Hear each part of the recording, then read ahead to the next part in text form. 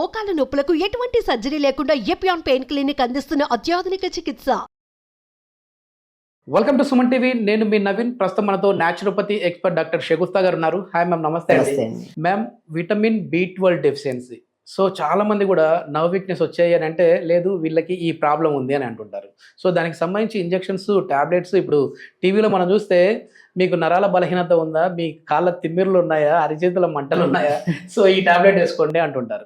So మనం అట్లా tablets వరకు వెళ్లకుండా న్యాచురోపతితో మనం న్యాచురల్గా ఎట్లాంటి ఫుడ్ తీసుకుంటే మనం ఈ డెఫిషియన్సీని అధిగమించవచ్చండి? డెఫినెట్గా అండి. ఒకటండి, నరాల తిమ్మిర్లు కానీ, నరాల బలహీనత కానీ, లేదంటే ఎవరన్నా సరే ఆల్మోస్ట్ షేక్ అవుతుంటుంది బాడీ. ఏదైనా గ్లాస్ ఇచ్చామనుకోండి చేతిలో, బాగా గమనిస్తే షేక్ అవుతుంటుంది చెయ్యి. ఇలాంటి వాళ్ళు కొంతమంది యూరిన్ తట్టుకోలేరు. యూరిన్ వచ్చిందనుకోండి, కంట్రోలింగ్ పవర్ ఉండదు వీళ్ళల్లో. ఇమీడియట్ యూరిన్ వాళ్ళ కంట్రోల్ లేకుండా పాస్ చేసేస్తుంటారు. కొంతమంది కళ్ళు కూడా ఒక కన్ను ఒకలాగా ఉంటుంది, ఒక్కొక్క కన్ను అదురుతా ఉంటుంది. సో ఈ టైప్ ఆఫ్ ప్రాబ్లమ్స్, మరి పిక్కలు పట్టేయడము, లోవర్ బ్యాక్ దగ్గర సయాటిక్ నర్వ్ ప్రాబ్లం రావడం, ఇవన్నీ నర్వ్ ప్రాబ్లమ్స్ అన్నీ రావడానికి మెయిన్ కారణం మీరు చెప్పినట్టు B12 డి విటమిన్ డెఫిషియన్సీ. మనకి నర్వ్స్కి స్ట్రెంథనింగ్ కావాలంటే ఖచ్చితంగా B12 అనేది ఎంత మ్యాండేటరీ అంటే అంత మ్యాండేటరీ. ఇప్పుడు ఎవరైనా సరే ఒక చిన్న పెయిన్ అని చెప్పి హాస్పిటల్కి వెళ్ళినా కూడా ఇమ్మీడియట్గా ఏం చేస్తున్నారు, ఉందా లేదా డెఫిషియన్సీ చూడట్లేదు, ఇమీడియట్ ఇంజెక్షన్ వేసేస్తున్నారు. ఈ సప్లిమెంట్ కూడా 10 days తీసుకోవాలి, వీక్లీ ట్వైస్ ఆర్ థ్రైస్ తీసుకోవాలి అని చెప్పేసి ఇచ్చేస్తున్నారు. లేదంటే మల్టీవిటమిన్ ట్యాబ్లెట్స్ ఇస్తున్నారు. ట్యాబ్లెట్స్ రూపంలో, ఇంజెక్షన్స్ రూపంలో ఎందుకు వెళ్ళాలి? ఫుడ్ రూపంలో వెళ్ళారనుకోండి, బెస్ట్ ఫ్రూట్ పొమోగ్రెనేట్ అండి. దానిమ్మకాయ నరాలకి ఎంత స్ట్రెంగ్త్ అంటే, ఏ డెఫిషియన్సీస్ వల్ల అయితే నరాలు స్ట్రెంగ్త్ కోల్పోతున్నాయో ఆ స్ట్రెంగ్త్ని పెంపొందించి నాట్ ఓన్లీ ఒక్క నరాలనే కాదు, ఆర్టరీస్, వెయిన్స్ని కూడా అండ్ బ్లడ్ని ప్యూరిఫై చేసే గుణాన్ని కలిగి ఉంటుంది ఇది దానిమ్మకాయ. ఎందుకంటే ప్రతి ఒక్క ఈవెన్ దో చాలా మంది కొన్ని ఫ్రూట్స్లో కొన్ని డిసీజెస్ తినాలి, కొన్ని డిసీజెస్ తినకూడదు. ఇక్కడ దానిమ్మకాయ ప్రత్యేకత ఏంటంటే, డయాబెటిక్ వాళ్ళు కూడా దానిమ్మకాయ తీసుకోవడం వల్ల డయాబెటిక్ కంట్రోల్ అవుతుంది. అండ్ చాలా వీడియోస్లో చెప్పాను, ఎవరికైనా డయాబెటిక్ ఉందా, డయాబెటిక్ ఉంటే మీరు పొమోగ్రెనేట్ తినండి, డయాబెటిక్ కంట్రోల్ చేసుకోవచ్చు. మనం అది కూడా ఒక మోతాదు ఉంటుంది. తినమన్నారు కదా అని చెప్పేసి అలా తినకుండా ఒక మోతాదులో తినాలి. సో ఖచ్చితంగా మనకి నరాలకి స్ట్రెంగ్త్ కావాలంటే ఫ్రూట్స్ విషయానికి వస్తే మాత్రం దానిమ్మకాయ అల్టిమేట్ ఫ్రూట్. దానిమ్మలో అన్నీ కూడా మంచివి అంటారు కదా మేము, అంటే దాని లీఫ్ దగ్గర నుంచి ఆ దానిమ్మ పండు పైన తొక్క కూడా చాలా యూజ్ఫుల్ అంట. అసలు మీకు దానిమ్మకాయ ఇప్పుడు ఎవరికైనా థ్రోట్ పెయిన్ ఉంది, కాఫ్ ఉంది, సైనస్ ప్రాబ్లం ఉంది, ఆస్తమా ఉంది, దానిమ్మకాయ ఆకులు తీసుకొచ్చి చిన్న అల్లం ముక్కేసి కొద్దిగా వామేసుకొని మరిగించుకొని తాగండి. తాగిన 2 సార్లకి మీకు కఫం తగ్గుతుంది, గురక పోతుంది. గురక కూడా అద్భుతంగా పనిచేస్తుంది. గురక కూడా దానిమ్మ ఆకుల్లో ఉన్న గుణం ఏంటంటే, మన బాడీలో యాంటీ ఇన్ఫ్లమేటరీగా పనిచేస్తుంది. మన బాడీలో ఇన్ఫెక్షన్స్ రాకుండా కాపాడుతుంది. అది తీసుకోవడం వల్ల కఫము, కోల్డ్, ఆస్తమా ప్రాబ్లమ్స్ పోవడమే కాకుండా నరాలకు కూడా స్ట్రెంగ్త్ని. మనం ఫ్రూట్ తీసుకుంటే ఎంత బలమో ఆ లీఫ్ని మరిగించుకొని తాగడం వల్ల అంత స్ట్రెంగ్త్ని.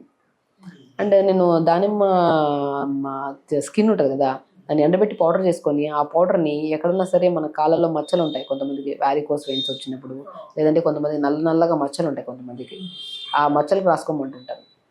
అంత అద్భుతం. ఫేస్ ప్యాక్ కూడా వేస్తుంటారు కదా, ప్యాక్ కూడా బాగా పనిచేస్తుంది. ఫేస్ ప్యాక్ కొన్ని సిచ్యువేషన్స్లో హెయిర్ రిలేటెడ్ ప్రాబ్లమ్స్ ఉన్నా కూడా దానికి కూడా హెయిర్ ప్యాక్ కూడా యూజ్ చేస్తాం అనమాట. అని లిమిటెడ్ డిసీజెస్ ఉంటాయి హెయిర్కి సంబంధించిన. చూసారా, టాప్ టు బాటమ్ దానిమ్మకాయలో అంత అద్భుతమైన రిజల్ట్స్ ఉన్నాయి. అంటాను మనం అన్ని ఇవి తెచ్చుకొని ఉంటున్నాం. దానిమ్మకాయలు మంచిగా తీసుకోండి. కాయల విషయం, ఫ్రూట్స్లో దానిమ్మకాయ నరాలకి అల్టిమేట్ ఫ్రూట్ అండి. డ్రై ఫ్రూట్స్కి వస్తే కొన్ని పంకిన్ సీడ్స్లో B12, D vitamin, iron, magnesium, phosphorus కూడా చాలా ఇంపార్టెంట్. నాట్ ఓన్లీ B12 ఒకటే కాదు, మనకి నరాలకి స్ట్రెంగ్త్ కావాలంటే మెగ్నీషియం కావాలి, ఫాస్ఫరస్ కావాలి, కాల్షియం కావాలి, ఐరన్ కావాలి, అన్నీ కావాలి. అవన్నీ మనకు సంపూర్ణంగా దొరికేది pumpkin seeds, watermelon seeds, sunflower seeds, కొన్ని పూల్ మఖానా అద్భుతంగా పనిచేస్తాయి నరాల స్ట్రెంగ్త్ని. ఈ 4టిని ఫ్రై చేసుకొని పెట్టుకొని ప్రతిరోజు బ్రేక్ఫాస్ట్ అయిన తర్వాత ఒక 100 grams తినండి. పొద్దున ఒకసారి 50 grams, సాయంత్రం ఒక 50 grams. ఎంత అద్భుతంగా పనిచేస్తాయి. మరి అంటే ఇది బాడీని హీట్ చేసే గుణం కూడా ఉంటుందని విన్నాను. అట్లాంటి వాళ్ళు, అంటే ఎక్కువ హీట్ బాడీ ఉన్న వాళ్ళు కూడా తినచ్చు? లేదండి, అలా అసలు pumpkin, water melon, sunflower seeds కాంబినేషన్లో ఎప్పుడైతే తీసుకుంటే వాళ్ళకి హీట్ అవ్వదు, హీట్ తగ్గుతుంది. సో మనకు ఒకవేళ పంకిన్ సీడ్స్లో కొన్ని కేసెస్లో, ఒక 5-10% కేసెస్లో 100 మందిలో 1% ఉంటే పూల్ మఖానా యాడ్ చేశాం కదా, పూల్ మఖానా బాడీని కూల్ చేస్తుంది. ఆ కాంబినేషన్స్ చాలా ఇంపార్టెంట్. ఏదైనా సరే డ్రై ఫ్రూట్ ఇది ఒకటే కాదు, ఆల్మండ్స్ హెవీగా తీసుకున్నా, వాల్నట్స్ హెవీగా తీసుకున్నా, ఏ డ్రై ఫ్రూట్స్ తీసుకున్నా కూడా ఖచ్చితంగా ఓవర్ హీట్ అవుతుంది. అది కూడా ఒక లిమిట్లో తీసుకుంటే అవ్వదు, లిమిట్ క్రాస్ అయి తీసుకుంటే ఎక్కువ అవుతుంది. సో మనం 25 to 50 grams 60 grams వరకు అన్ని కాంబినేషన్లో తీసుకున్నాం కదా, పర్ డే మొత్తం డివైడ్ చేయాలి దాన్ని. ఒకటేసారి కూర్చొని అలా తినేసినా కూడా హీట్ అవుతుంది. సో పొద్దున కొన్ని, మధ్యాహ్నం కొన్ని, సాయంత్రం కొన్ని, మళ్ళీ స్నాక్ టైంలో కొన్ని. లేదంటే దాన్ని పౌడర్ ఫామ్ చేసుకొని ఆ పౌడర్ని ఇడ్లీ బ్యాటర్లో కలపడం కానీ, దోశ బ్యాటర్లో కలుపుకోవడం కానీ, ఆవు పాలలో ఒక స్పూన్ కలుపుకొని తాగడం కానీ అలా చేశారనుకోండి, మంచిగా కాల్షియం దొరుకుతుంది. ఆవు పాలలో కలుపుకొని తాగడం వల్ల వేడి అవ్వదు, బాడీ కూడా చాలా మంచిగా ఉంటుంది. ఇది ఎన్ని రోజుల్లో మనకు రిజల్ట్స్ కనపడుతుంది అండి? విత్ ఇన్ 1 weekలో అండి. నేను నరాలలో తిమ్మిరి కానీ, షివరింగ్ కానీ, చాలా వరకు కూర్చున్న లెగుస్తున్న టక్ టక్ సౌండ్ కానీ, severe back pain, neck pain ఉండే వాళ్ళలో కూడా నేను ఒకటే చెప్తాను, పంకిన్, వాటర్మిలన్, సన్ఫ్లవర్ సీడ్స్, ఫూల్ మఖానా షాలో ఫ్రై చేసుకొని దూరగా వేపేసుకొని పౌడర్ చేసుకొని ఆ పౌడర్ని ప్రతిరోజు ఆవు పాలలో ఒక స్పూన్ కలుపుకొని తాగండి. డెఫినెట్గా అదే. లేదు ఒకవేళ ఆ పాలు కొంతమందిలో ఎలర్జీ ఫామ్ అవుతుంది, ఆస్తమా ఉండే వాళ్ళలో కానీ కొన్ని కేసెస్లో మనం పాలు అవాయిడ్ చేయమంటాం. ఆ టైంలో దాంట్లో పాలల్లో బదులు దీన్ని మనం మజ్జిగలో కలుపుకొని తాగడం కానీ, లేదంటే ఇంకా బెస్ట్ థింగ్ ఇడ్లీలు వేసుకుంటా అంటాం, చపాతీలు చేస్తాం, దాంట్లో వేసేసుకొని కలుపుకోసుకొని తీసుకోవాలి. ఏదో రకంగా తీసుకోవాలి. బాడీ తత్వాన్ని బట్టి కొంచెం మీరు ట్రీట్మెంట్ కూడా డిఫరెంట్ ఉంటుంది. ఇప్పుడు ఓవర్ హీట్ ఉందనుకోండి, వాళ్ళకి పాలలో కలుపుకొని తాగమని చెప్పాం, మజ్జిగలో కలుపుకొని తాగమంటాం. లేదు కొంతమంది కాన్స్టిపేషన్ ప్రాబ్లం ఉందనుకోండి, చపాతీలు చేసుకోవద్దంటాం. చపాతీలు చేసుకుంటే ఇంకా గట్టిగా అయిపోతుంది మోషన్. సో కాబట్టి మనం ఇలాంటి లిక్విడ్ జావలో కానీ తీసుకుంటాం. ఒక్కొక్క బాడీ ఒక్కొక్క తత్వాన్ని కలిగి ఉంటుంది. అందరికీ నరాలలో బలహీనత ఉంటుంది. ఖచ్చితంగా ఈ రెమెడీ అనేది 100% పనిచేస్తుంది. వాళ్ళ బాడీ తత్వం ఎలాంటిదో చూసుకోవాలి ఫస్ట్. అందుకని ఒకసారి డాక్టర్ని కలవండి అంటుంటాం, తత్వం తెలుసుకోవడానికి అంతే. నాడి చూసి వీళ్ళ బాడీ వాతం ఉందా, పిత్తం ఉందా, కఫం ఉందా, సో వీళ్ళకి ఏ టైప్ ఆఫ్ ఫుడ్ సెట్ అవుతుంది. ఇప్పుడు నేను చాలామంది నరాల బలహీనత వీడియోలు చూస్తారు, అన్నీ ఫాలో అయిపోతారు, ఏది రిజల్ట్ రాదు. బికాస్ అది ఒక్కటి గమనించాల్సింది ఏంటంటే ఇండివిజువల్ బాడీ ఇండివిజువల్ లాగా ఉంటుంది.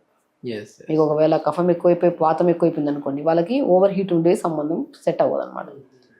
ఈ కాంబినేషన్స్ చూసుకొని వాళ్ళ బాడీలో హీట్ ఉందా వేయడం చూసుకోవాలి అంతే. అదొకటి చేసుకొని వాళ్ళు ఫాలో అయితే దానిమ్మకాయ అయితే అల్టిమేట్ అండి.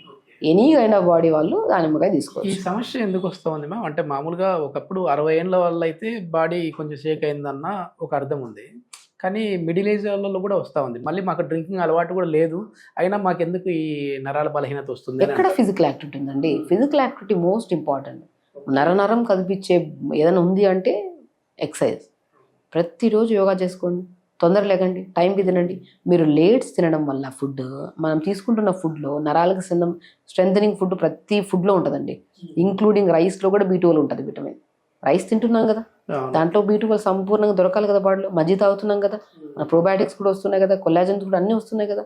మరి ఏ సమస్య రావద్దు. ఎందుకు వస్తున్నాయి అంటే నేనేమంటున్నా అంటే టైం దాటి తింటే అది ఫుడ్ అయినా సరే పాయిజనే అంటా నేను. మీరు పొద్దున్నే తొందరగా లేచారు, 1 hour యోగా చేసుకున్నారు, టైంకి 8 కల్లా ఆకలేస్తుంది మనకి. 8 కంటే మన బాడీలో ప్యాంక్రియాటిక్ గ్రంథి, గాల్ బ్లాడర్ గ్రంథి ఒక డైజెషన్ జ్యూస్ను సిక్రియేట్ చేసి స్టమక్లోకి వేసి ఉంటుంది. ఆ ఫ్రెష్ జ్యూస్ ఉన్నప్పుడే ఆకలేస్తుంది మనకి. ఆకలేసినప్పుడు మనం ఫుడ్ వేసామనుకోండి, ఈ 2 డైజెషన్ అవుతాయి. ఆ 2 డైజెషన్ చేయడానికి ఆ జ్యూస్ ఉంటుంది. ఆ డైజెషన్ అయిపోయినప్పుడు మనకి కావాల్సిన న్యూట్రిషన్ ఏది కావాలి, B12, D విటమిన్, హెయిర్కి ఒక న్యూట్రిషన్ కావాలి, స్కిన్కి ఒక న్యూట్రిషన్ కావాలి, బాడీలో మొత్తం న్యూట్రిషన్ అంతా ఫుడ్లో దొరుకుతుంది. ఈ న్యూట్రిషన్ అనేది కన్వర్ట్ అయ్యి మిగతాదంతా చెత్త రూపంలో ఎలిమినేట్ అవుతుంది. అదే డివైడ్ చేసుకుంటుంది. మీరు 11కి తింటారు బ్రేక్ఫాస్ట్, నేను పంకిన్ సీడ్స్ తింటా, దానిమ్మకాయ తింటా, నేను 11కి తింటానంటే వేస్ట్. ఆల్రెడీ డైజెస్టివ్ జ్యూస్ అనేది స్పాయిల్ అయిపోయే టైం, అది పసరులాగా ఫామ్ అయిపోతున్నప్పుడు మీరు ఫ్రెష్ ఫుడ్ వేసినా కూడా అది పసరు ఇది అవుతుంది. సో టైంకి తినడం చాలా ఇంపార్టెంట్. మరి 8 to 8:30 ఇంతకుముందు పాతకాలంలో అదే చెప్పారు కదా మీరు, పాతకాలంలో టైంకి 7 to 8 మధ్యలో రాగి సంగటి తినేసి మంచిగా తినేవాళ్ళు. లేదంటే వాళ్ళ ఏరియాస్ని బట్టి స్పెషల్ ఫుడ్ తినేసేవాళ్ళు. లంచ్ టైంకు 12:30 to 1 ఆకలి వేసేది. లేదంటే పాతకాలంలో 2 మీల్స్ ఉండేవి. పొద్దున బ్రేక్ఫాస్ట్ మంచిగా తినేవాళ్ళు, డిన్నర్ తినేవాళ్ళు. 2 మీల్స్ ఉండేవాళ్ళు. అదే చెప్తున్నాను కదా, ఒకసారి తింటే they are very healthy, 2 times తింటే హెల్తీ, 3rd time తింటే వాళ్ళు రోగి అంటారు. సో నేను ఏమంటానంటే ఒక లిమిట్ ఆఫ్ ఫుడ్, మళ్ళీ మార్నింగ్ బ్రేక్ఫాస్ట్లో లైట్గా ఇలా పెట్టుకోవాలి, లంచ్కి వచ్చిన తర్వాత మంచిగా. మామూలుగా మధ్యాహ్నం బాగా తిని నైట్ తగ్గియాలి అంటారు కదా. అవును, ఈ జనరేషన్ వాళ్ళకి అలాగే చేయాలి. పాత జనరేషన్ అంటే పగలంతా వర్క్ చేసే ఈ జనరేషన్లో లంచ్ 1 meal పెట్టుకోండి, మంచి తినండి. మార్నింగ్ బ్రేక్ఫాస్ట్లో టైంకి తింటున్నారంటే బ్రేక్ఫాస్ట్ చేయండి, టైం దాటి తింటున్నారంటే బ్రేక్ఫాస్ట్ చేయకుండా ఏదైనా జావ రూపంలో తీసుకోవడం కానీ చేయండి. లంచ్ 12:30 to 1:30 మధ్య తినాలి, డిన్నర్ కూడా 6:30 to 7:30 మధ్యలో. జనరేషన్స్ ఎంత మారినా, మన ఫుడ్ మారినా, బాడీ తత్వం అనేది ఈ టైమింగ్కి తింటేనే దే ఆర్ హెల్తీగా. క్లాక్ అనేది మారదు, ఎప్పుడు మారదు. టైంకి తినండి.